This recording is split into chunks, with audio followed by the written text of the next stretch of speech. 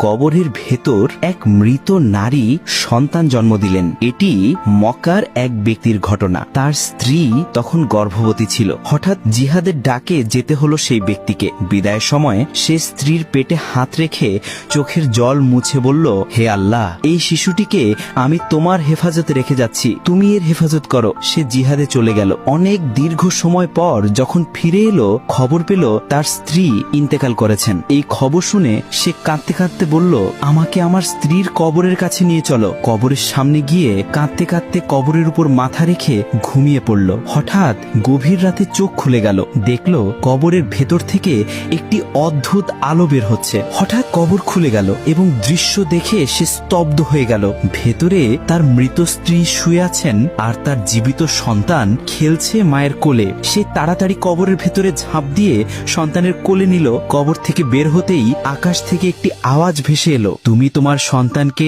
আল্লাহর হেফাজতে দিয়েছিলে, তাই সে তোমাকে ফিরিয়ে দেওয়া হলো। যদি তুমি তোমার স্ত্রীকেও আল্লাহর হেফাজতে সমর্পণ করতে, তবে তাকেও জীবিত